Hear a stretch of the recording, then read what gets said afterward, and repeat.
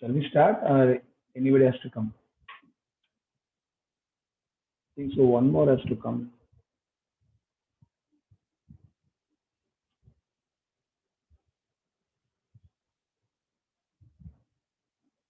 Wait for 1 minute. We'll wait 1 minute.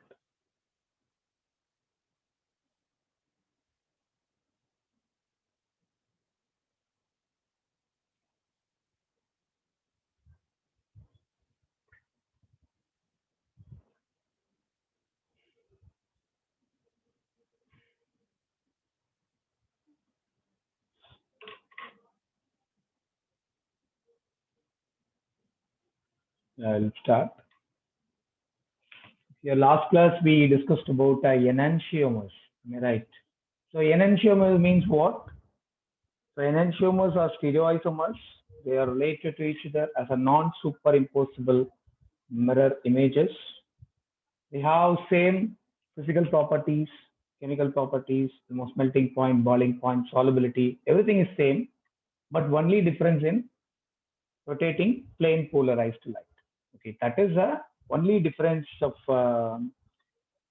two components that are called enantiomers. And here the enantiomers have two categories. We know that one is dextrorotatory. Dextrorotatory. It may be called as plus or a clockwise rotation. Clockwise rotation. Can you hear me? Sir. Yeah. Okay. So and then another one is levorotatory. So it is negative. Otherwise, it is called as anti-clockwise rotation. Clockwise rotation. Okay. That's all we discussed in last class in enantiomers. And here, just I'm going to prepare a racemic mixture. Racemic mixture. So what is a racemic mixture? So the mixture containing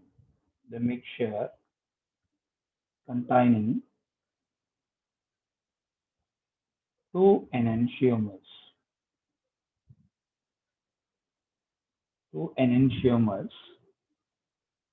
in equal proportion. Equal proportions. Which means that suppose if I am taking 50% of a D isomer and 50% of L isomer also. Okay, D and L or plus or minus. So totally I'm taking plus or minus 50% of isomers will be taken. Okay. Will have, we know that zero optical rotation, right? Zero optical rotation. Why? Because suppose my plane polarized light will be in this direction. When it is passed to the compound 1, it will rotate. It may rotate like this in clockwise direction. It may be rotating like this in clockwise direction. So if it is passed to the compound 2, it will be rotating anti-clockwise direction. So it is clockwise, it's anti-clockwise. Suppose if I'm taking both the compound in a single beaker. Now A will be there plus B will be there. This is also 50%. This is also 50%. So the light will not getting rotated. Why? Because if it rotates clockwise, if it is passed to the compound A or compound 1, so the same amount of rotation will be on backward direction also. That means anti-clockwise. So the light will not be rotated. So whatever the light we passed in the direction, the same direction light we observe. So without any rotation, that is what is called a racemic mixture. So they have zero optical rotation. That means the rotation will be nullified. Okay. And one more thing, what is mean by racemization? It's an important question. Racemization. Racemization. So optically active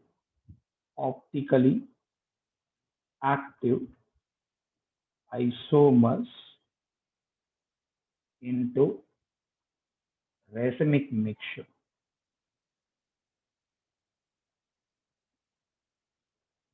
So the optically active, A is an optically active isomer.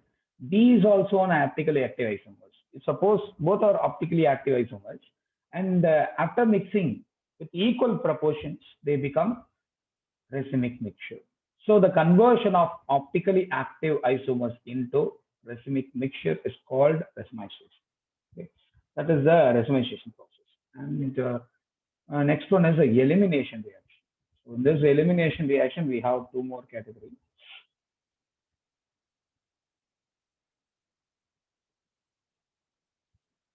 Elimination reaction. Still, we only talk about that substitution reactions. Now it is elimination reaction. Elimination reaction also we have two category. One is E1, that is unimolecular elimination reaction. E2, bimolecular elimination reaction. So elimination reaction, from the word itself, something is going to eliminate, okay, from the reaction. So that's what is called as the elimination reaction. So here also E1 and E2. E1 is nothing but unimolecular.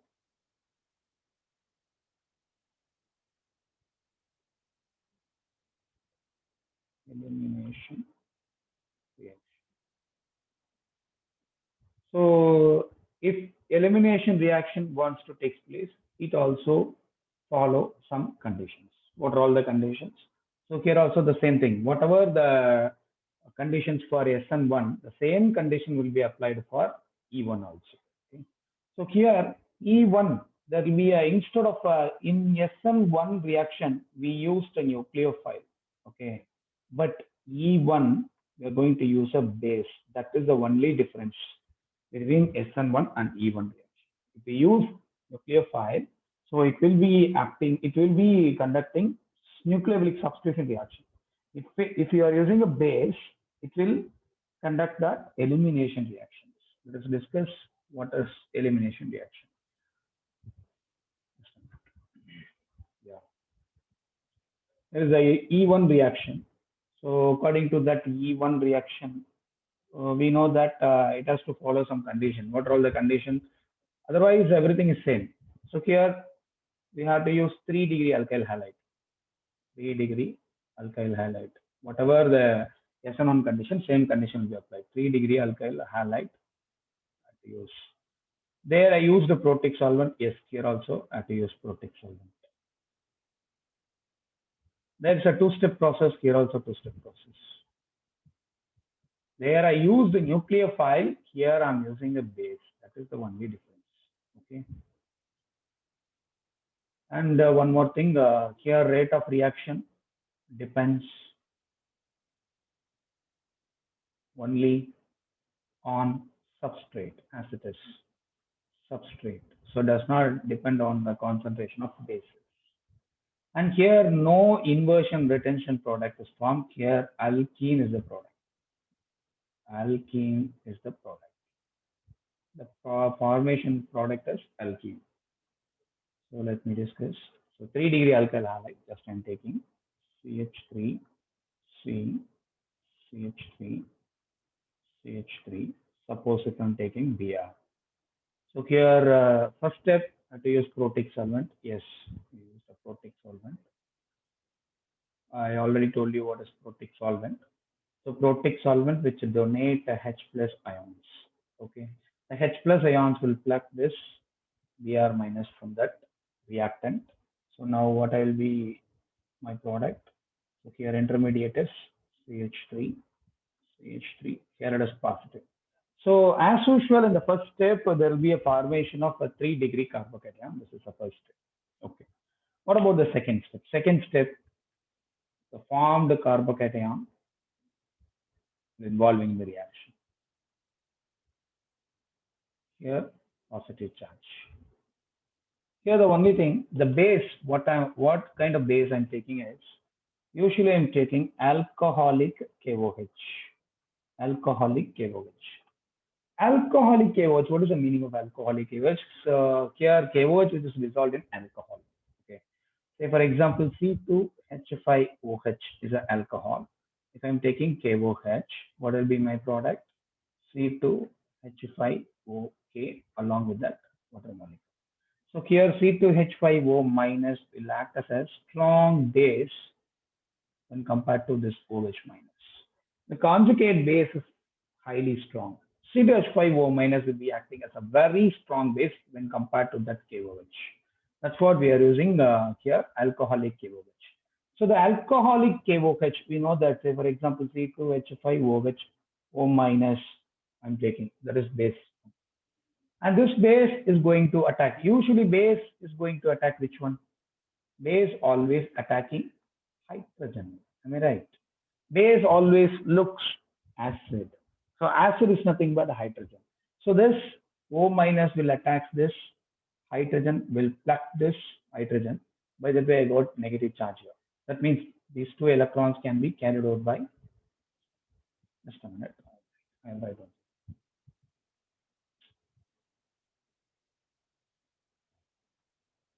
So here CH2H and taken, and this can be attacked by the base, can be acid can be attacked by the base, and these two electrons that can be shifted to here. That's what I got, negative charge. This negative charge and positive charge will form a double bond. What will be my product? CH3C, CH3. Here double bond CH2. So alkene is my product. Another product formed is alkene. Is that clear? So here also the base. So what is the difference between nucleophile and base? What is the difference between nucleophile and base?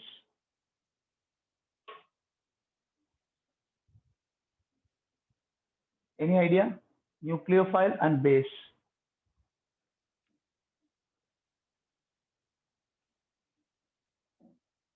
Hello. Hello. Can you hear me? Yes, sir. Yeah. Okay. Fine. Okay.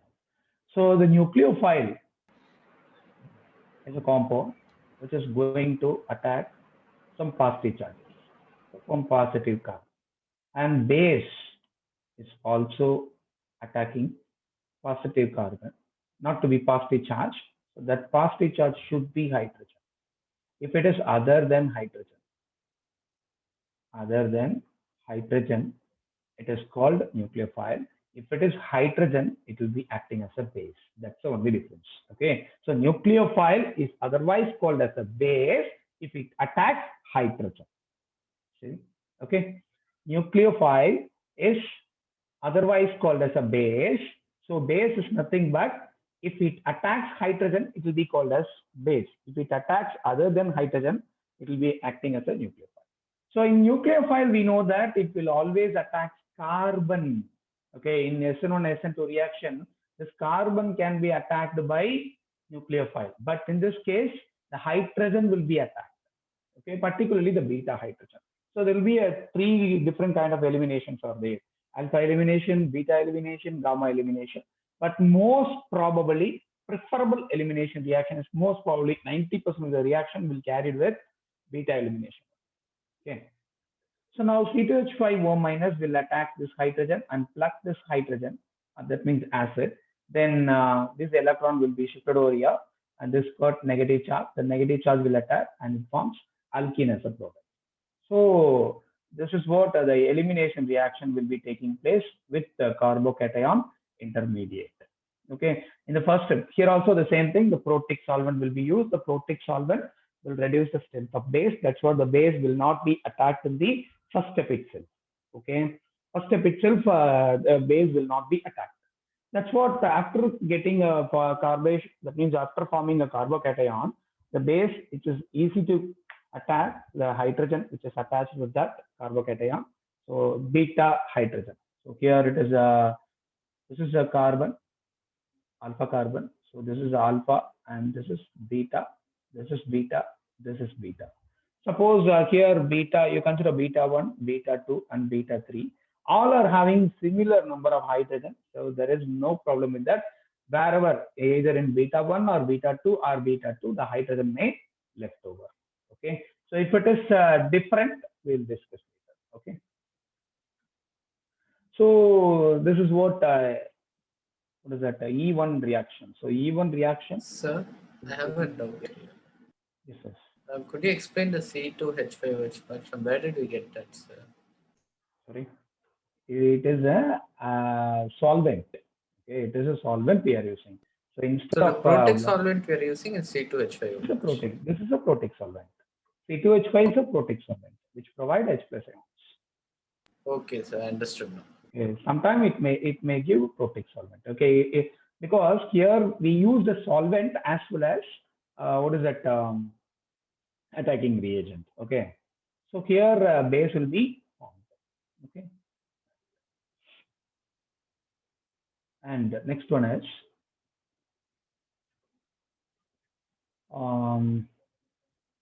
yeah, Protex solvent used. So two-step process, base will be used.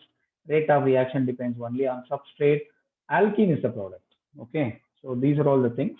And the rate of reaction will also depend only on substrate only, so that if you increase the concentration of reactant, the rate of reaction will get increased. If you increase the concentration of base, there is no change in rate of reaction. So the remaining things are same. Okay. What about next one is a E2 reaction. E2 reaction. In general, E1 E2 reaction will be taking place at a high temperature. Okay, these reactions will be taking place at a high temperature. That is another clue of distinguish between the nucleophilic reaction and the elimination reaction. Okay. Generally, elimination reactions will be taking place at a high temperature. If the nucleophilic substitution reaction will be taking place at 25 degrees Celsius, these reactions will be normally taking place at 50 to 80 degrees. Okay, that's another clue. We can find out whether the reaction will involving in SN1, SN2, or E1, E2. We can predict, okay, with the help of these kind of clues. And E2 reaction. So here also some of the conditions. For SN2, we used some conditions. What are all that? So there we used 1 degree alkyl halide, but here we have to take 3 degree alkyl halide only. 3 degree alkyl halide only. And the second thing is we use a Protex solvent. A Protex solvent. Okay. And next one is we are going to use a one-step process. It's a one-step process. And here also I'm using a base. Here also base will be used. Okay, same base will be used, but it will be a weak base, so it will be a strong base. Okay. And next one is what is that? It's a strong base, and rate of reaction depends on both. Sir, so the base is intermediate, sir. Sorry. So is the base. Here there is no intermediate. It does not follow any carbocation intermediate. Here also alkene is the product. Sir, Yes. both E1 and E2 takes place with 3 degree alkyl halide, sir. Yes. Okay. Both are taking place in 3 degree alkyl. I'll explain you the reason. I'll tell you the reason. So here 3 degree alkyl halide again. CH3C, CH3, CH3. Here Br. Okay. You assume that here I'm using a strong base. Here strong base will be same, C2H5O minus or OK plus. Okay. But here I'm using some aprotic solvent also. The base for creating a strong base, I'm using alcohol, but at the same time, I have to use excess amount of aprotic solvent to that also. If I'm using aprotic solvent, there is no plucking of this Br minus ion automatically. So this reaction will not take place on its own. That's what the base initially which is going to attack, because it is a strong one now. So now base is strong. Now the strong base will initially do attack. Say for example, and this reaction will be taking place in a single step. CH2H. I can write CH3 like this. CH3. Here it is Br. Okay. You assume that Br. And suppose if I'm taking a strong base like the C2H5O minus, initially in the first step itself, the base will attack this acidic hydrogen. Okay, the base will attack the acidic hydrogen. It can from anywhere else, either beta 1 or it may be beta 2 or it may be beta 3. I can take it as an example. If from beta 3, just I'm removing hydrogen because the base will initially attack this hydrogen acid. So same rule, that is due to that electron will be shifted over here. You got negative charge, the negative charge will come and approach here. When it approaches, the carbon will getting 5 bonds, okay, because already 1, 2, 3, 4 is there. If the electron will be shifted over here, so the carbon got 5 bonds. So that's what this bond is getting cleaved, and Br minus will removed from the reaction. So here also the same thing, that is C2, that is CH2H bond breaking, and CBr bond breaking. Both are taking place simultaneously.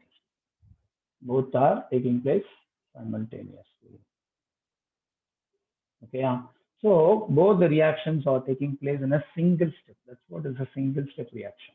So 3-degree alkyl halide used a protect solvent. Then first step, one step process, and base is strong. That's what it involving in the first step itself. Okay. So here is the as usual the same thing. Slow step process. First step is a slow step, and we are use a protect. Then both depends on. That means the rate of reaction depends on both the things, base as well as substrate. Here also the formation of product is what? Here also the alkene is my product. CH3, C, double bond, CH2, CH2. The same product. So whatever the product I can get it from E1, the same product will be obtained from E2 also. Okay. In E1, E2, I will got same product. Okay. So why I have to use 3-degree alkyl halide for both E1 and E2? So here we have to check the stability of alkenes. Okay. Say for example, if I'm using, so before that we must know what is the difference between nucleophilic substitution and elimination reaction. So here, if you consider this is a carbon, and if it is a nucleophile, the nucleophile will going to attack this carbon attached with a halogen and that remove that halogen from the reaction. This is called a SUN reaction, that is nucleophilic substitution reaction will take place. But in the case of the elimination reaction, you just look at, so if the base will attack this carbon and the halogen will left over from the nearby carbon. Okay, from the nearby carbon. That is what here elimination reaction will be taking place. Okay. So this reaction is otherwise called as a dehydrohalogenation reaction. Dehydrohalogenation reaction. So here the HBr will be eliminated. This HBr, HX will be eliminated generally. Okay. So dehydrohalogenation reaction. So normally which will be taking place in the help of base. Now let us discuss why we have to take in both in E1 and E2, why 3-degree alkyl halide is preferred. Halides are preferred.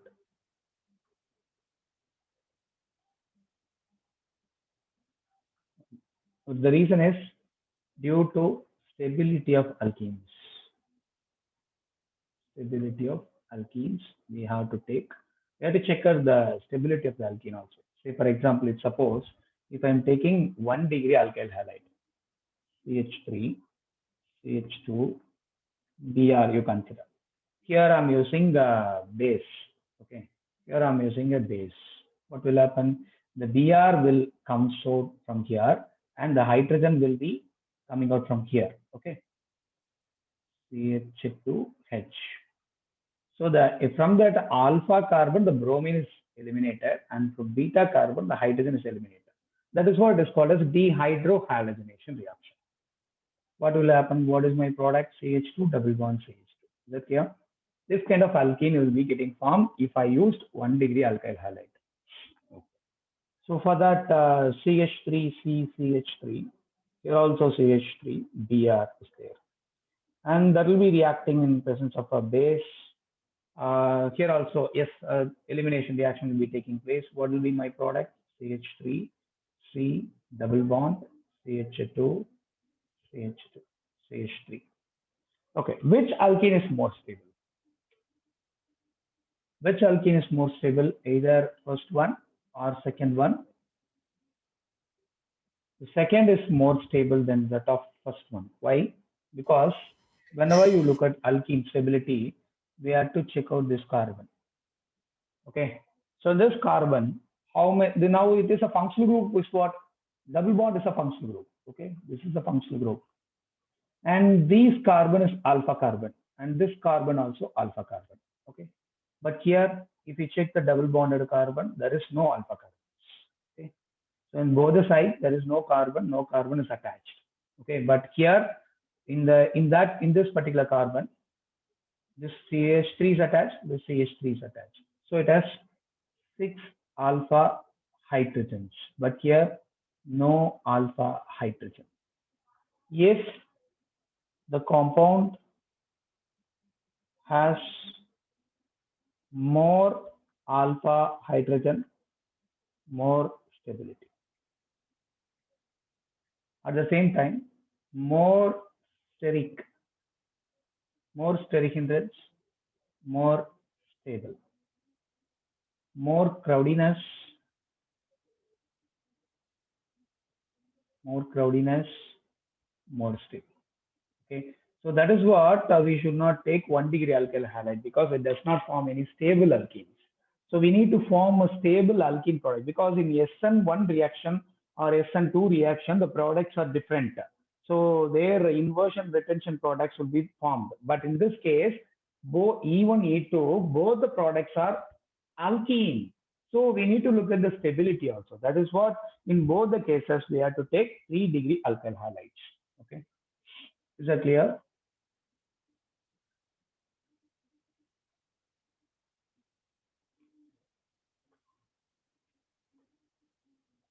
Sir, Okay. Yeah. I have Yes. a doubt, sir. Yes, please. Sir, in both E1 and E2, we are using 3 degree alkyl halide, Yes, ma'am. and the product is also alkene. What is the difference between both the reactions, sir? Because of that base. Okay, because of base. Because base is strong. One case the base is weak. One which follows carbocation mechanism, another which not follow carbocation mechanism. If E1 reaction will be taking place in 2 steps, but here E2 reaction will be taking place in single step. There we used protic solvent, here we used aprotic solvent. That's all the difference between these two. Okay, so the main thing is both are formation of alkene only. So because based on that condition, this may vary. Okay, so aprotic, protic, first step, 1 step, 2 step process. These are all the difference. But both generally, these two reactions are taking place at a high temperatures when compared to SN reactions. Nucleophilic substitution reaction, if you compare with, these reactions will be taking place at high temperature. This is one of the clue to identify whether the reaction is following SN1, SN2 or E1, E2. Okay. And next one is, can you be able to find out the major product for this alkyl halide? So for example, if I'm taking CH3, CH2, C, CH3, here CH3, here it is Br. If it involves in, if I'm using a protic solvent, that means here I'm taking a base. What kind of reaction is, whether E1 or E2? E1. If it is if it is a protic solvent, it is E1. Okay, very nice. So E1 I'm taking. So what kind of product I can get? So here I have a possibility of getting 3 kind of products. Okay, what are the products? So generally 2 kind of products. If the hydrogen is removed from here, I'll get 1 product. If hydrogen is removed from here, I'll get the same product. Okay. If hydrogen is removed from here, I get different product. So here I have 3 beta carbons. Am I right? This is a beta 1, this is a beta 2, and this is a beta 3. So here, if hydrogen is replaced, hydrogen is removed from beta 1, I'll get one product. What kind of product I can get? CH3, CH2, C, CH2, double bond CH2, here CH2. This is a beta 1. If beta 1 is undergoing attack by base, then I'll get this product. This is the first product. So if it is beta 2, that is CH3, CH, CH2, no? CH2. So here C double bond CH2, here CH3. This is the second product assigned by if beta 2 carbon, beta 2 hydrogen is subjected to attack. If suppose beta 3 is involving in attack, then what will be my product? CH3, CH, double bond C, CH3, CH3. Now you can tell me which one will be a stable one and which one will be a major one. Maybe the third one will be the major one, sir. Yeah, third one will be a major one because it has more alpha hydrogen. Okay, here you just look at more alpha hydrogen. So here also you can look at more alpha hydrogen, but the thing is, sorry. Yeah. So here 3 alpha hydrogen, 2, 3, totally 8 alpha hydrogen. But here if you look at more crowdiness, okay. So here only 2 sides are crowded, but here 1, 2, 3. 3 sides are crowded completely. Moreover, here also 3 alpha hydrogen, 3 alpha hydrogen, 3 alpha hydrogen. So totally 9 alpha hydrogen. So alpha hydrogen number is also more sterically hindered, more crowdiness in all the spaces in both the sides. That's what it has more stable. So this rule is called the Zaitsev rule. Zaitsev rule. So rather than taking the cloudiness steric hindrance, you can also take the position of double bond also, no, sir, for the comparison of major minor products. Sorry, I can't understand your question, please. So rather than taking the steric hindrance and cloudiness into attack, can we take the position of double bond, the numbering of double bonds, sir? Yeah, definitely. And Zaitsev rule, what is the Zaitsev rule? The beta carbon will lose hydrogen is the one that has fewer hydrogen as it gives stable product. So, Zaitsev rule. That is called a Zaitsev rule. The Zaitsev rule says that here I have beta 1, I have 3 hydrogen. Beta 2, I have 3 hydrogen. But in the case of beta 3, I have only 2 hydrogen. That's what these fewer number of hydrogen will be. From that fewer number of hydrogen, the 1 hydrogen will be eliminated. Okay, that is what the Zaitsev rule says. That will produce a stable product. It's a trick to find a product. Okay. And sometimes they may be given the question like this. So predict SN1, SN2, E1, E2, such a kind of questions they will be given. Predict SN1, SN2, E1 or E2. Say for example, just I'm taking an example like this.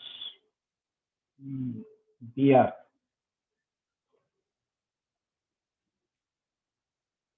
Here, suppose if I'm taking the reactant, it may be CH3ONA. So this CH3O minus, it may be acting as a base as well as nucleophile. Why? Because if it attacks carbon, it will act as a nucleophile. CH3O minus, if it attacks carbon, it will act as a nucleophile. CH3O minus, if it attacks a hydrogen, then it will act as a base. Okay. So already told you. So the base is nothing but if it attacks hydrogen, that will be called as base. If it attacks other than hydrogen, that will be acting as a nucleophile. So here they will be given some aprotic solvent. Okay. Aprotic solvent. This is the condition. Okay. What kind of reaction is possible? SN2 or E2? SN2, sir. Yeah. So there is no chance of SN1 and E1. Am I right?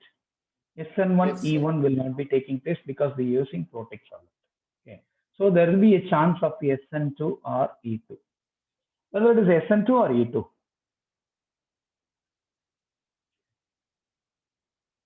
Because that entirely depends on this, whether it will act, if it is act as a nucleophile, it follows SN1 reaction. If it acts as a base, it will follow E1 reaction. Okay, so in this case, it will act as both nucleophile as well as base. So two reactions will be taking place, both SN1 as well as E1. So if it is SN1, what kind of attack will be there? So this nucleophile will go and attack this carbon, particular carbon, and this Br minus will cleave off. Then what will be my product? So I'll get my product like this. What is that? OCH3. Instead of this minus nucleophile, this nucleophile will left over. So I'll get this kind of product. Suppose if it acts as a base.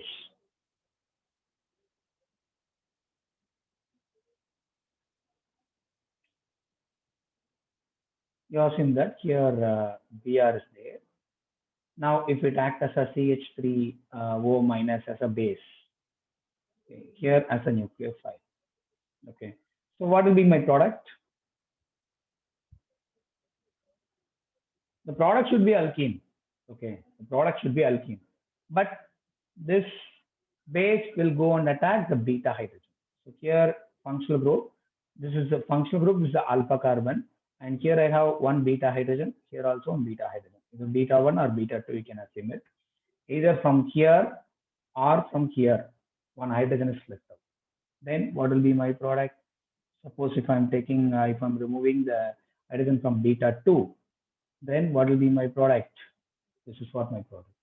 Or otherwise, if it is removed from beta 1, if it is beta 2, hydrogen is removed, then I'll get my this product. And if suppose if beta 1, this product is obtained. Okay. Based on this, we can find out the products. Sometimes they may be given like this. For the prediction of SN1, SN2, they will be given some clues also. If they want to ask me a question very easily, they will be giving some clues like this.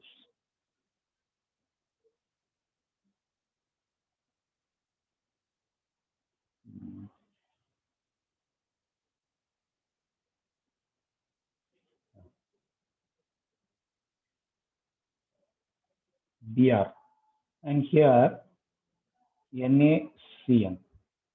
So NaCN, and here also aprotic solvent. Aprotic solvent.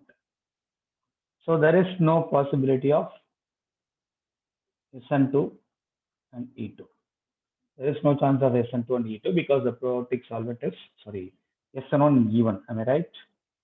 Yes, sir. Yes. SN1 and E1 will not taking place. SN1 and E1 will not taking place. Either it may be following SN2 or E2.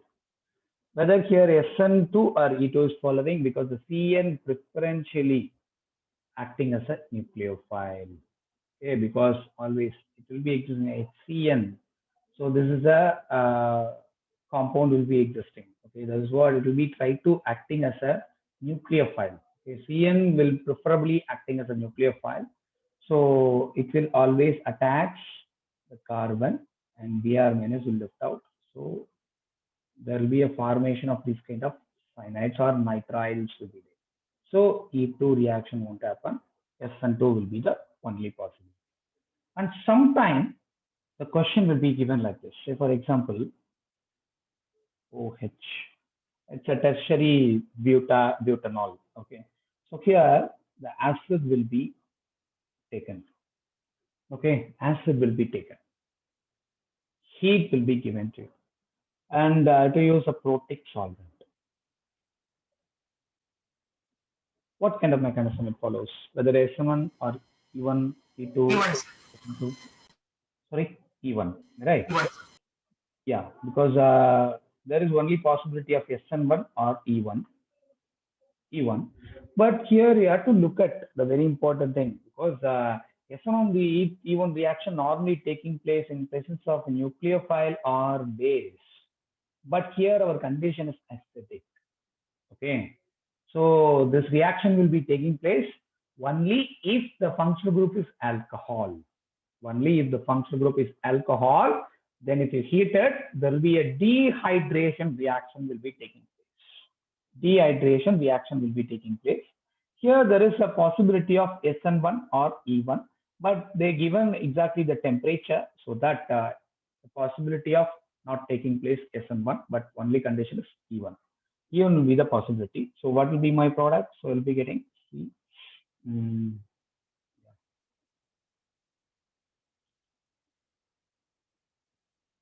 This is what my product. Okay. So same alkyl halide, whatever we talk about in examples like E1, E2 reaction, the same product I can append here also. Okay. And next one is reaction with metals. Haloalkanes reacting with metals. Reaction with metals. So generally, organic compounds react with metal to form compounds like organometallic compounds. So organic compound react with metals to form organometallic. The property will be entirely changed. Say for example, suppose if I'm taking CH3, CH2, Br I'm taken. And here metal like magnesium will be used. What will be my product? My product is CH3, CH2, CH2, MgBr. So here this reaction is called a Grignard reagent. This product is called the Grignard reagent. And here what's the difference between the reactant and the product is? So here Br minus will have negative charge and this carbon will have positive charge, right? But in this case, product side, you look at the metal which is attached nearby. So definitely the metal will have positive charge. This carbon will have negative charge. Okay, that's what the entire reactivity will changes for metal. If it react with the metal, it forms organometallic compound. The organometallic compound reactivity is entirely different from that organic halides. Okay, and this reaction will be conducted in presence of ether only. We should not use any water for this reaction. Okay, in presence of water, we should not conduct the reaction because suppose if I'm using CH3, CH2, MgBr I'm taken. Okay, so suppose if I'm using water, H plus OH minus. Water I can write like this, H2O. Okay. What will happen? So we know that here it is H plus and here it is OH minus. And here it is minus charge, here it is 2 plus charge, here it is minus charge. And this minus will go and attack with this. It will form C2H6 as my product. That is alkane as a product. Okay. So there is a product stability will getting decreases if the water is there. And then one more byproduct is there, that is magnesium. This kind of MgOHBr, this kind of product I can get. Okay, so whenever the sorry. Can I explain this again, sir? Yeah. Just a minute. Yeah. So here, organic compound will be taken. So ethyl bromide will be taken. That will be reacting with metal. So once if it is react with metal, it forms a Grignard reaction. This reaction is this product is called organometallic compound. The organometallic compound is entirely has some different reactivity when compared to organic compounds. That is organic halides. So here, what is it? From the charge itself, you know. So here, highly electronegative atom. Which one? Bromine is highly electronegative. That's what it can pulls the shared pair of electron from carbon. That's what the carbon attaining positive charge. But in this case, in product side you can look at the carbon will have negative charge. Why? Because it is attached nearby to that metal. Like a metal is always electropositive. Okay, that's what it will be looking like this. And this reaction should be conducted in presence of some nonpolar solvent like ethers. Why? Because if you conduct any reaction with water, if there is any moisture content, any hydrated content is there, that formed Grignard reagent react with this water to form alkane as a product. So this reactant stability will be very less. So the Grignard reagent will not be a stable one if we use water as a solvent. That's what we should not use water as a solvent here. So we have to use, whenever the Grignard reagent is coming, we have to use ether, dry ether as a solvent. Okay. And next one is haloarenes. So haloarenes. So till now we discussed about haloalkanes, and this is going to be a last topic of this chapter. So I have a doubt, haloarene. sir. Yes. So we use only Mg for the reaction with metals, sir. Yes. Any Yes. metal. Metal. Magnesium metal. Yes. So only Mg is used, sir. Nothing else. Yes. Yes. Only Mg. Only Mg. Directly the metal will be reacting to form this kind of products. Grignard reagent. Okay, sir. Haloarenes. Haloarenes also we have three kind of reactions. One is nucleophilic substitution reaction, but normally this reaction won't happen. Okay, this nucleophilic substitution reaction won't happen on haloarenes. I'll explain you with all the reasons. And here, what kind of reaction will be taking place? Here also, there will be a electrophilic substitution will be taking place. Electrophilic substitution reaction. Electrophilic substitution reaction will be taking place. And here also the reaction with the metals will be taking place.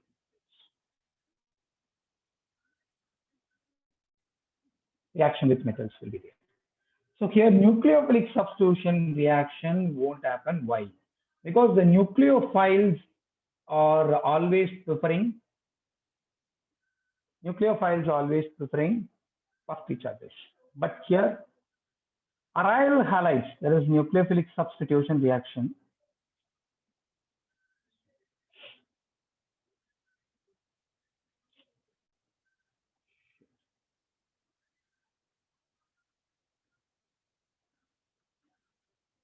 Nucleophilic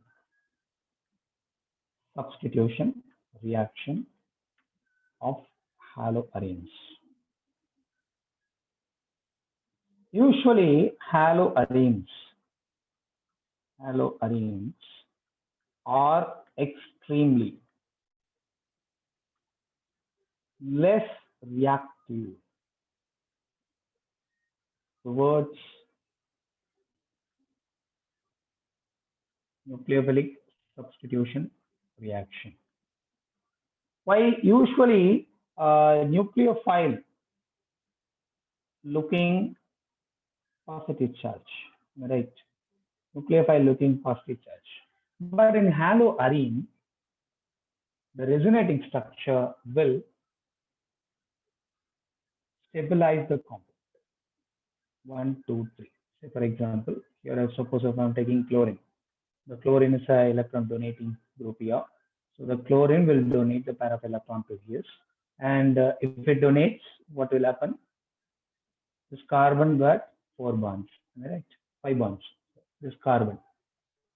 So 1, 2, 3, 4. If one more bond is formed here because of donation of this electron, carbon getting 5 bonds. So this bond will be shifted. The electron can be shifted to this carbon. So what will be my resonating structure? My resonating structure will be like this: 1, 2, and here it is minus charge. Here it is double bond, Cl and plus is there. Because of loss of electron, it got positive charge. Okay. Here the carbon will not subjected to attack. Why? Because it doesn't have any positive charge. That is what the reason. Second thing is the carbon halogen having with or focusing with a double bond characteristic. It has partial double bond characteristic, so that's what the bond cannot be break out very easily. That's what the nucleophiles will not comes out very easily.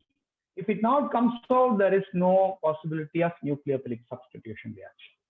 Okay, so the nucleophilic substitution reaction won't happen in haloarenes due to the partial double bond characteristic. That is the first reason.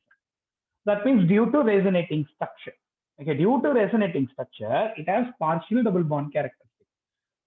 That's what the bond cannot be breaked out easily. So nucleophiles will not go and attack this particular carbon. If it is not attacked, the Cl minus will not leave. So if it is not leaving, there is no substitution reaction. Okay. And this will be shifted over here. And then what will be my product? So another intermediate like negative charge, here double bond, here double bond, here double bond, Cl plus. What about the next one? If we donate electron, if we shift electron here. So what will be my another intermediate? So here I got negative charge, here double bond, here double bond, here double bond, Cl plus. The first reason is resonating structure. Resonating structure or resonance effect, we can say.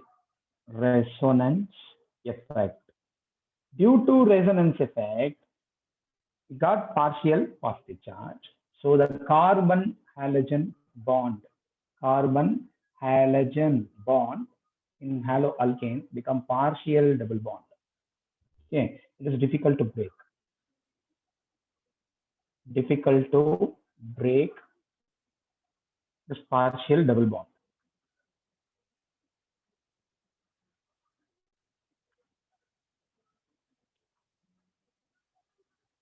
Due to this reason, the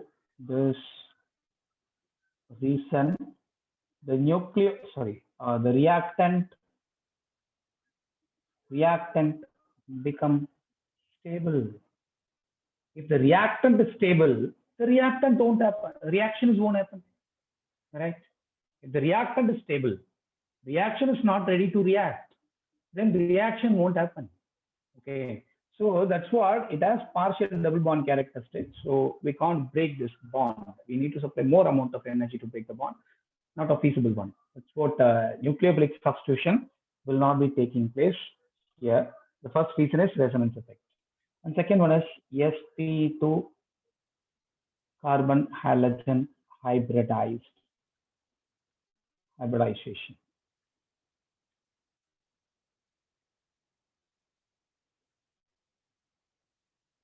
sp2 carbon halogen hybridization. What is the meaning of sp2 carbon halogen hybridization?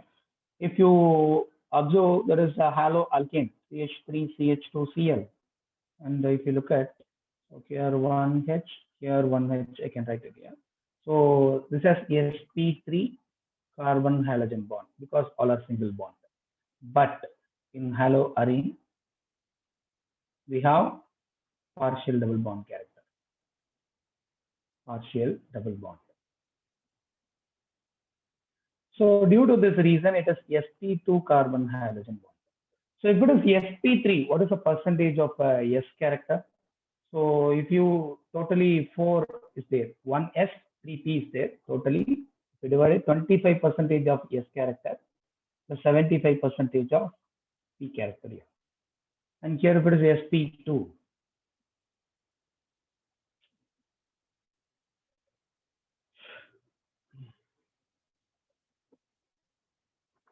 sp2, then what will happen? So 100 divided by 3, so totally 33.33% is S character and 66.66% of P character. Okay. So now the S character is more S character. More S character means it's strongly attracted because S orbital is strongly or closely to the nucleus. So it can hold the halogen tightly.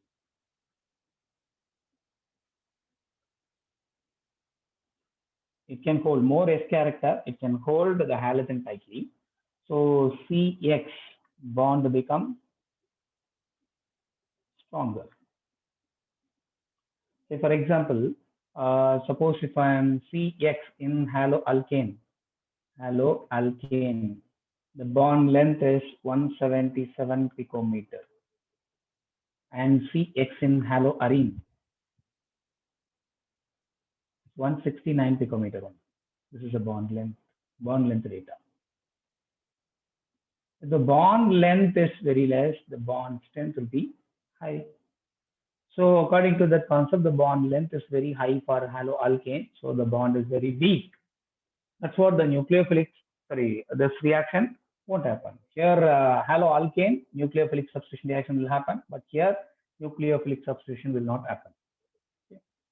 This is the second reason. The next one is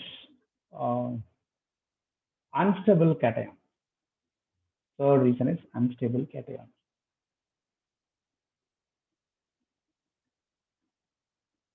Unstable cation.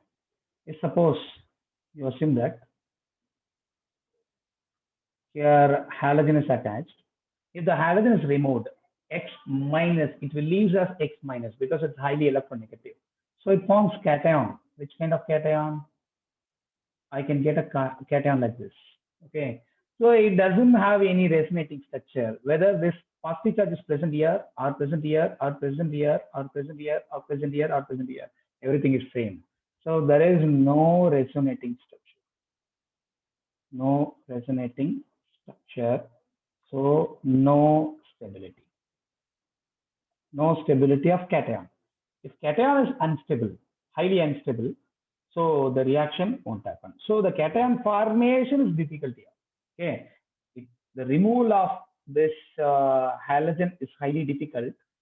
Even if it is possible, it forms carbocation. This carbocation is highly unstable. Why? Because it doesn't have any resonating structure. Okay. So when compared to this cations, say for example, if suppose haloarine is there, 1, 2, 3, and any halogen is there, but it has more resonating structure.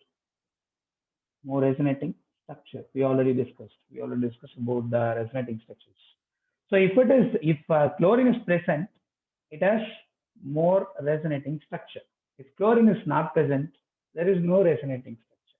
So if it is unstable cation, the SN1 reaction is completely ruled out. Why? Because SN1 normally taking place with that carbocation mechanism. Okay. So the carbocation is not yet formed. The SN1 is completely ruled out. SN1 is completely ruled out.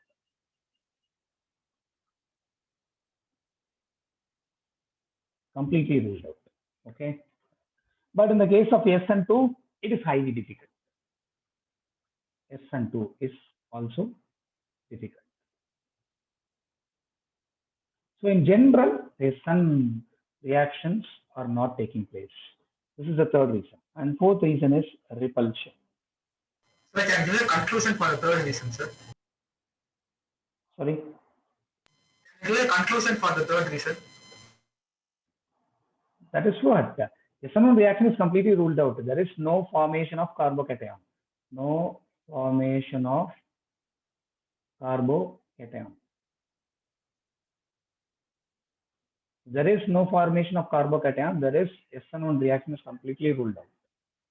Because SN1 reaction normally taking place with the help of carbocation mechanism only. So there is no formation of carbocation. There is no SN1 reaction. But SN2 reaction is also highly difficult because because of partial double bond characteristic, it won't remove from that haloarine group. Arene group, it won't remove. So there is no removal of halogen. There is no substitution will be taking place. And next one is repulsion.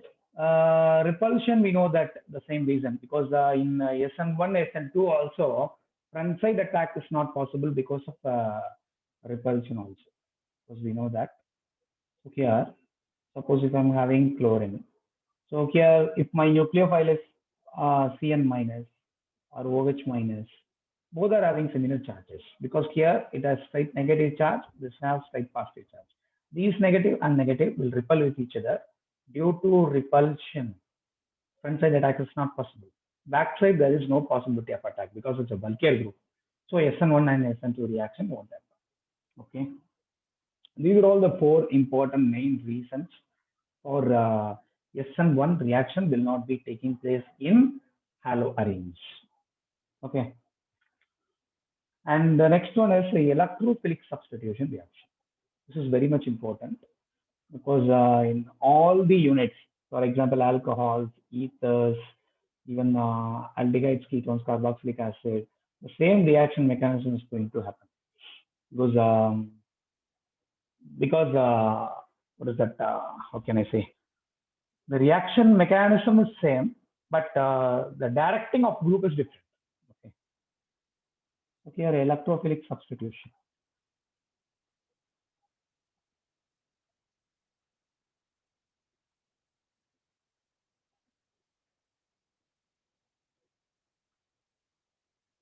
So electrophilic substitution reaction only taken place in haloarenes only. Haloarenes only the electrophilic substitution reaction will be taking place. Because electrophiles are always looking at positive charges and negative charges. Am I right? What do you mean by electrophiles? Electrophiles. What do you mean by electrophiles? Electro means electron. Phile means attraction or loving. So electron loving species. Electron has negative charge. It attracting species should have positive charge. Okay. So E plus or E. Generally E plus we can say. Okay. So electrophiles. Electrophiles are electron deficient one. So it is always looking electron rich. But here ring, you just assume it. Benzene ring is here, Cl is here, and because of this higher electronegativity, it has slight negative charge. It has slight positive charge. Okay, in electrophilic substitution reaction also, the reaction is difficult, but it happens. Okay, because it also has positive charge. Here also I have positive charge. Okay, the reaction is slow, but the reaction will happen. Okay, so here two kind of possibilities are there. So based on that functional group,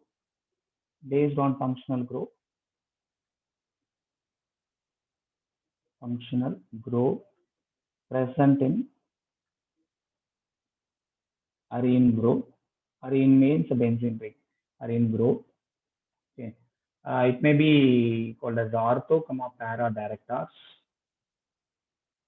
and meta directors. Okay. So we know that ortho and para directors, what are all that, how to identify ortho and para directing, right? You know that very well. Can you say any ortho and para directing groups?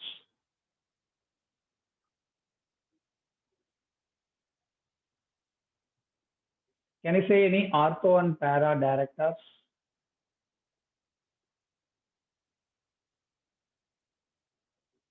In second class, I think so. We talk about this ortho and para directors, right? Cl, OH, OCH3, CH3, NH2, then such a kind of groups. Say, for example, PR, I, F, even F will not be there. So these kind of things are coming under ortho para directors. Meta directors, C double bond OH, C double bond of ketone, C double bond of OH, carboxylic acid, C double bond of OR, C triple bond N, N double bond O, double bond O, nitro group. So these are all ortho and para directors. That also I told you some exceptional case also. Okay. Do you remember that? I don't think you. Anybody remember that? Sorry. I don't think you told us this. Sir. Okay. Fine. So ortho para directors, these are all the ortho para directors. These are all meta directors. If it has a double bond in functional group, they're all meta directors. They're having single bond, they're all meta directors. Only single bonded compound CF3, it's coming under meta directing group. You know that. So that's exceptional case because in 3 sides fluorine is attached. So let us discuss about the first electrophilic substitution reaction, ESR. So under this title, first halogenation. halogenation reaction. So halogenation reaction, what do you mean by halogenation reaction? That we are going to add halogen to that. So here in haloarenes, say for example, just I'm taking a haloarene. Here Cl will be taken. And from that chlorobenzene, just I'm adding chlorine in presence of FeCl3 as a catalyst. Okay, FeCl3 or AlCl3 may be the catalyst. What will be my product? I can get two different products, Cl, and Cl is substituted in ortho position, and Cl is substituted in para position. Usually the para substituted product will be major one, and this will be usually minor one. Okay. Ortho substituted product usually minor because it has number of electrons, it has number of lone pairs, both are repelling each other, so that it is a minor product. But here there is a plane of symmetry and distance will also be large. So that's what it has. It forms a major product. Okay. Usually ortho, when compared to ortho product, para will be the major one. So, So let's talk about the explain mechanism. reason again. Which one? Why it's major and why it's minor? It's para major product and why it's minor. Yeah, okay. So ortho para products, it forms two different products. One is ortho, another one is meta. Sorry, another one is para. So here, chlorine has more number of electrons on its valence shell. Am I right? 6 electrons. Yes, sir. So the valence is 7. So one is used for bonding, and remaining 6 electrons in its valence shell. So number of lone pair, here also lone pair, here also lone pair. So lone pair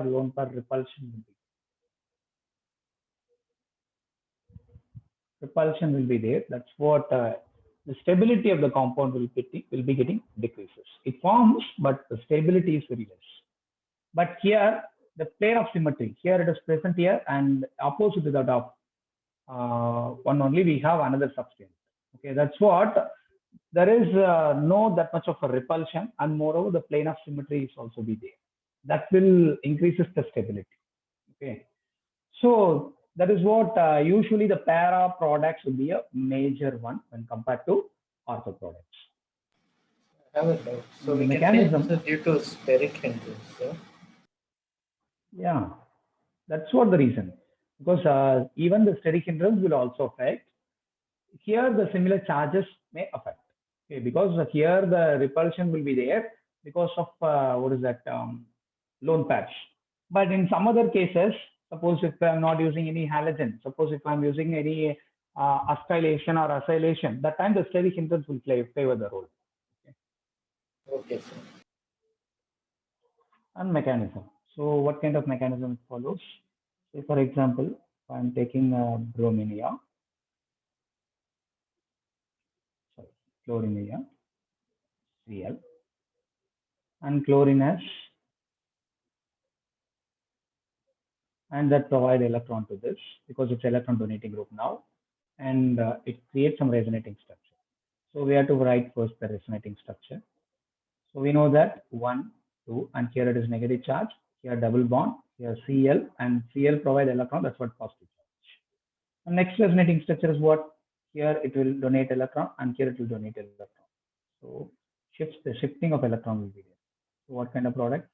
I can get negative charge here double bond, here double bond, here double bond Cl plus. Another resonating structure, here it will provide electron and it will shift over the electron. So we have to write the resonating structure with a double bonded, a double-headed arrow. And here bond will be there, here negative charge, here one bond, here double bond Cl plus. And one more resonating structure. This is the last and final resonating structure. Here Cl, here one bond, here one bond, here one bond. Okay, these are all the resonating structures. This is structure number 1. This is structure number 2. This is structure number 3. You assume that this is structure number 4. These are all some of the resonating structure available in this reaction. So just I'm taking first resonating structure. Before that, we have to form electrophiles also.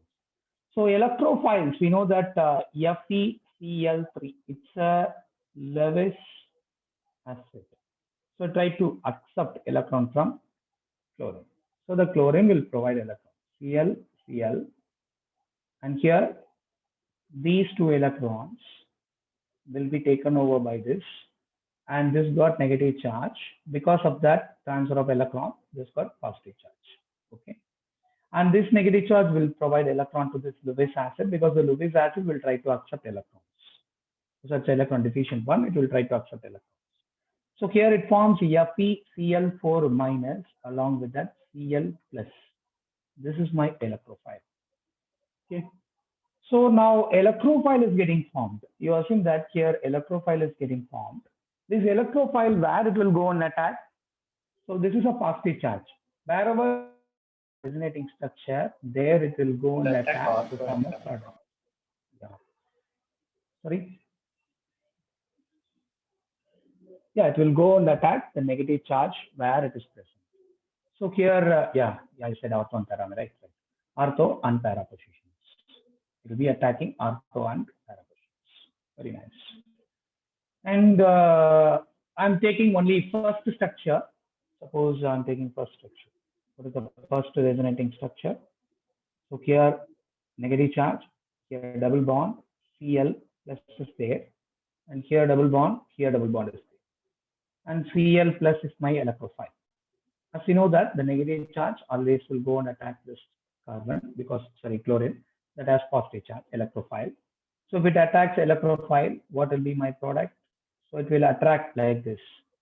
Cl is coming here. Double bond is here. Here one double bond is here. Here double bond, Cl plus is here. In all the cases, we know that. So what is the molecular formula for this? C6H5Cl, am I right? C6H5Cl is there. That is the molecular formula for this one. Okay. So which means that in all the position, I have hydrogen. Okay. In all the position, I have hydrogen. So C, this is carbon. This is 1 carbon, 2 carbon, 3 carbon, 4 carbon, 5, 6. So C6. In 5 positions, I have 5 hydrogen, 1 chlorine is there. So in general, I have hydrogen in all the places, because we are going to write the mechanism. Okay, that's what we can't say in the, that means we can't say the Cl minus will attach with the removal of hydrogen. Okay. So Cl plus is attacking, that is the electrophile. One H plus will removing. That is what is electrophilic substitution. So here hydrogen is there. Now hydrogen will provide these 2 electrons to this bond or to this ring. Then what will happen? Here there is no change in bond, Here one bond is getting formed. If it forms a bond, the carbon, suppose if I'm getting a partial double bond, so some bond is getting formed, you are seeing that. So here one carbon is there. For this carbon, you are seeing that how many bonds? 1, 2, 3, 4. Already in 4 bonds. If it donates this 2 electrons, it forms a 5th bond. Then what will happen? It shifts the electron towards like this. Okay, you can shift the electron like that. So then what will happen? It will provide electron like this. So here I got electron, and here Cl is there, and removal of H plus. Finally, we know that FeCl4 minus is there. FeCl4 minus along with that H plus. So it will provide FeCl3 along with HCl. So here FeCl3 Lewis acid will be acting as a catalyst. After the completion of the reaction, the catalyst is getting regenerated. Okay. Catalyst is getting regenerated. This is what the reaction is taking place in the case of halogenation. Is that clear? Yes, sir. The next one is the nitration. So in all the cases, the reaction mechanism is going to be same, but the only thing is we have to follow electrophile. How the electrophile is getting formed. That's very important. So here nitration. So nitration, always we are using nitrating mixture. nitrating mixture I'm taking. So what is a nitrating mixture I'm taking? So here concentrated HNO3 and concentrated H2SO4. This is a nitrating mixture. Okay, wherever if you want to do nitration in benzene ring, so you have to use this nitrating mixture. So if nitrating mixture react to form haloarenes, they form its respective nitrated substituted product. So Cl and halobenzene if I'm taking, if it is react with the concentrated HNO3 and concentrated H2SO4. So generally it forms its nitro derivatives. So what kind of nitro derivatives? Both in ortho as well as para position. Cl and NO2 group will be attached here, and here NO2 group will be attached in para position. Okay. So orthochloronitrobenzene, para-chloronitrobenzene, or otherwise you can say 1-chloro-nitrobenzene, then 4-chloro-nitrobenzene. You can say like this, or 2-nitro 1-chlorobenzene, or 4-nitro 1-chlorobenzene.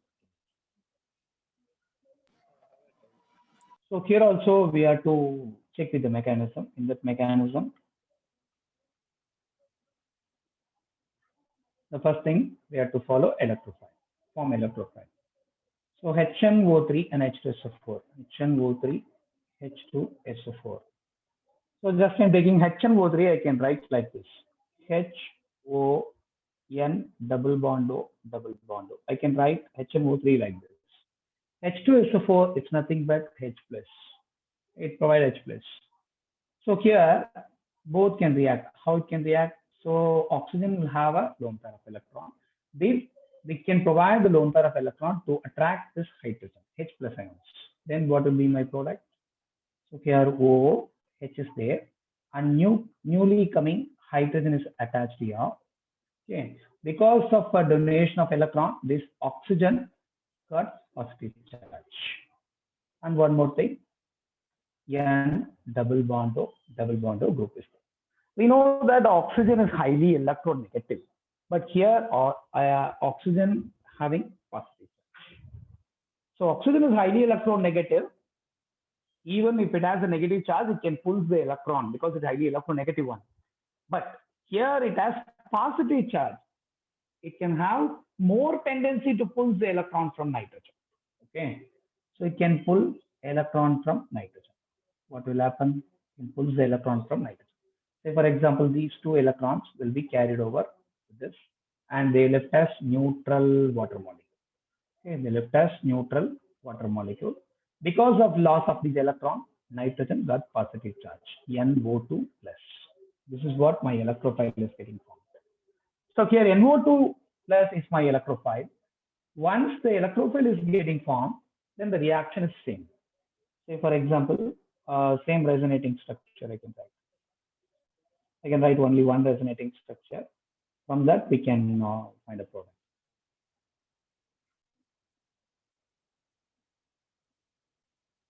So what would be my resonating structure here? So here negative charge, here double bond, Cl and plus. Here there is no change in bond, no change in bond. Now this is what my first resonating structure. So just I'm reacting with my first resonating structure with the electrophile. So I'll get formed my product. Same reason. So double bond here. Here double bond, Cl plus is here, and NO2 plus is attacking. And here I got negative charge. Now this negative charge will go and approach this. Negative charge will go and approach this. What will happen? It will attract the NO2 plus ions. So here NO2 is getting formed.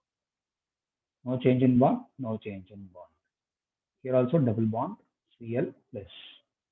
In all the places we know that hydrogen is present. In all the places we have hydrogen. So the hydrogen will provide these two electrons to this bond. Now this carbon attain 5 bonds because already 1, 2, 3, 4 bonds are there.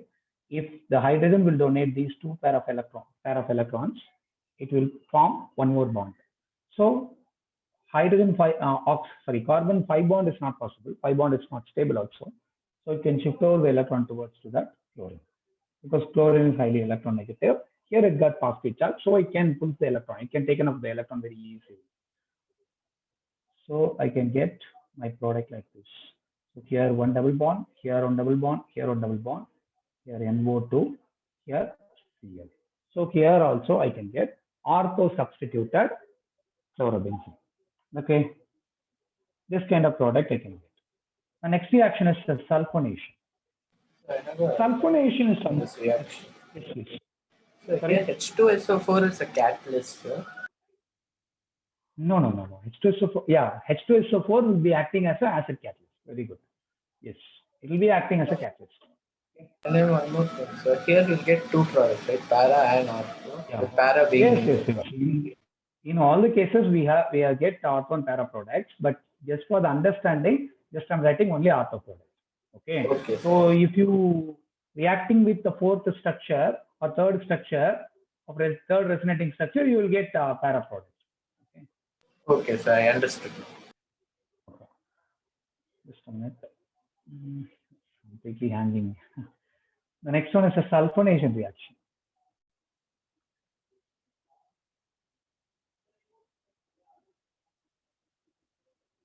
Sulfonation reaction is somewhat different. So here, only concentrated H2SO4 will be used. This is a sulfonating reagent, concentrated H2SO4. H2SO4 will dissociate into HSO4 minus, H3O plus, then SO3. Okay. If you use two H2SO4 molecules.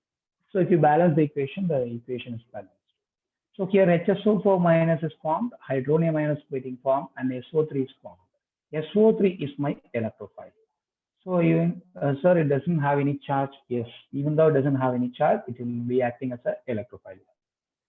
So because sulfur dioxide, S double bond O, double bond O, double bond O. So even though sulfur has 6 bonds, so the valence electrons are completely filled, but octet is not filled. Okay. So octet it required 8 electrons, but it uses only 1, 2, 3, 4, 5, 6 electrons only. So now it is electron deficient. Moreover, here it is attached with highly electronegative atoms. So the electronegative atom can pull the shared pair of electrons from sulfur. So the sulfur will attain more positive charges. So that's what it can act as a electrophile. Okay. Sulfur will be acting as an electrophile here, E+. Okay. So sulfur trioxide will be acting as a electrophile here. Remaining thing, the same mechanism will be carried over.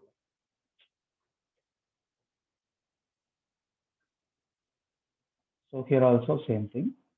So just I'm taking only the resonating structure. Okay. Your negative charge. Yeah.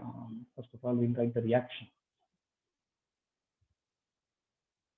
Here the reaction is chlorine, which will be reacting with concentrated H2SO4. So it will form a product like this. Cl.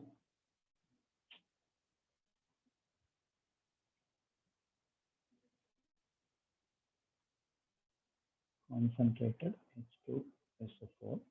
It can give SO3H and also para substituted product Cl SO3H. Okay. Benzene sulfonic acid is getting formed here. 2 chloro. So here we have to number it 1. Reference will be given to sulfonic acid. We know that rarity of functioning group. Okay. So 2 chloro benzene sulfonic acid. Here 4 chloro benzene sulfonic acid. So I have a doubt. Yes. So you told only SO3 is electrophile. Sorry? Oh, yes. You told SO3 is electrophile, right, sir? SO3 is electrophile. Yes, yes. And how is SO3H getting affected? So it should be only SO3. That's what we are going to look at the mechanism. Wait. I'll explain you through the mechanism. Benzene ring. So here I can write with the bonds. That's better.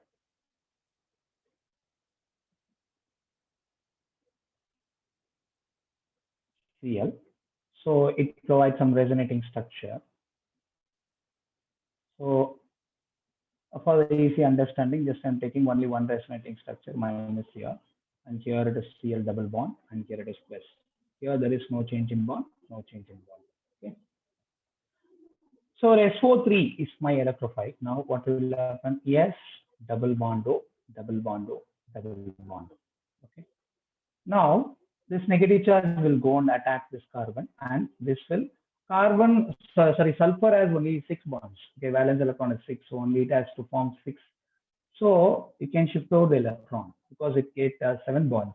If it negative charge will get attack this sulfur, it will form another bond. So already sulfur 1, 2, 3, 4, 5, 6 bonds are there. If it forms one more bond, it will 7. So it will shift the electron towards like this. So what will be my intermediate? I can get like this. So here no change in bond, double bond Cl plus.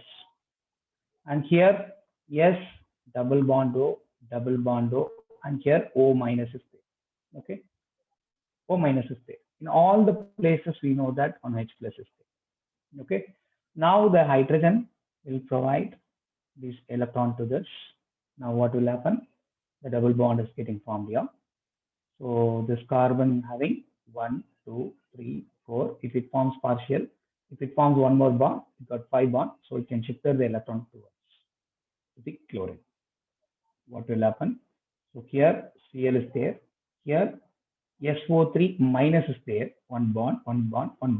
And this electron, this H plus will come out. That H plus will go and join with this as SO3H. Okay. SO3H. That's what I can get this ortho substituted product. Is it clear now? The hydrogen doesn't leave, so. Yeah, the H plus will go and attack with this carbon because this negative charge will pick up this hydrogen. Okay. Okay, sir. That's what it forms sulfonic acid, benzene sulfonic acid. Okay, right. So the same product will be taken place in para portion also. Okay. Next reaction is Friedel-Crafts alkylation acylation. Friedel-Crafts alkylation and acylation. So alkylation, generally we can say R, addition of alkyl group. Acylation, C double bond to R. That's the only difference between alkylation and acylation. Alkylation is nothing but addition of alkyl group. Say for example, CH3, C2H5 like that. Say for example here CH3, it's alkylation. C double bond to CH3, that is the acylation. Okay. So here chlorobenzene, just I'm taking chlorobenzene Cl, and if it is reacting with AlCl3, anhydrous aluminum chloride, with CH3Cl. What will be my product? I can get product like this. Cl, one will be substituted in ortho position, another one will be substituted in para position. Cl, here CH3. Okay. Acylation reaction, same reaction. CH3, COCl. That's what. Here alkyl halide will be taken. Here acid chloride will be taken. Same anhydrous aluminum chloride. AlCl3. What will be my product? Cl, C double bond O CH3. And here same product, ortho product as well as para product, COCH3. Okay, this kind of product I can get it from Friedel-Crafts alkylation and acylation reaction. Let's see the mechanism here. So first of all, before that electrophile we have to form. So CH3Cl, if it is react with AlCl3. AlCl3 we know that Lewis acid. Lewis acid. So it accepts electron. So electron depletion, so it accepts electrons. So that can be provided by this chlorine. So this bond is getting break, Cl minus, you got negative charge, and here you got positive charge. This minus will go and attack this. Then will form AlCl4 minus plus CH3 plus. This is what my electrophile. And if I'm taking CH3, C double bond OCl, AlCl3, same product, AlCl4 minus, then C double bond O plus CH3. That's it. So if it is attached with alkyl, this electrophile is attached, then form alkylated product, and this electrophile is attached. This electrophile is attached, then I get acylated product. Okay. Just 1 minute, I'll complete. Cl. Here I got resonating structure like this, minus double bond Cl plus, no change in bond, no change in bond. Here CH3 plus is my electrophile, same, it will go and attack. So in what it will form?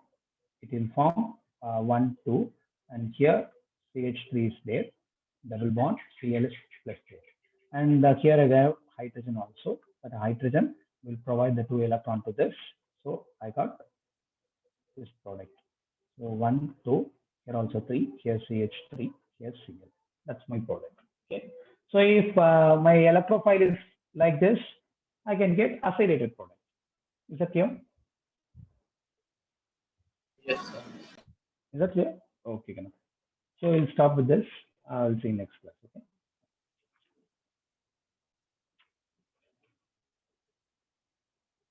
Thank you, sir. Okay, Ganesh.